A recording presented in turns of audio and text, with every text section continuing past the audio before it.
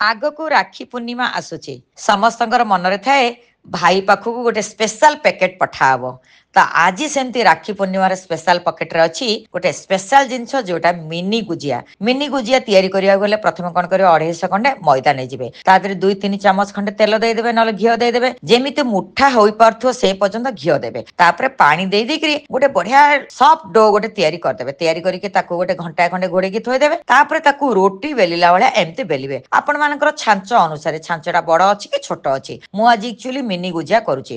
ତାପରେ ତାକୁ ଏମିତି ଛାଞ୍ଚରେ ଇଦର ଗୁଡ ପୁର ଦେଇପାରିବେ, ଚିନି ପୁର ଦେଇପାରିବେ, ଖୁଆ ପୁର ଦେଇପାରିବେ, ଡ୍ରାଇ ଫ୍ରୁଟ୍ସ ପୁର ବି ଦେଇପାରିବେ।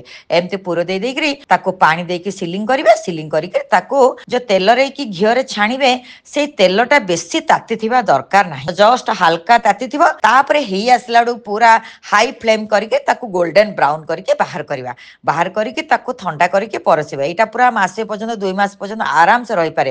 କାହିଁକିନା ଏଇ ଗୁଜିଆଟା ପର୍ଟିକୁଲାରଲି ମୋର ବହୁତ ୟୁଏସଏ ଅର୍ଡର ଯାଏ।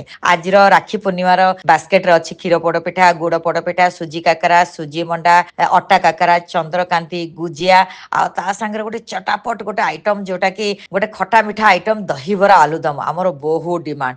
ତ ପୁରା ପ୍ୟାକେଟଟା ବର୍ତ୍ତମାନ ଆପଣମାନଙ୍କୁ ପଡିବ 1000। ଆପଣମାନେ ଯଦି ଅର୍ଡର କରିବାକୁ ଚାହୁଁଛନ୍ତି 9437141055 ନମ୍ବରରେ ବୁକ୍ କରିଦିଅନ୍ତୁ। Love you all.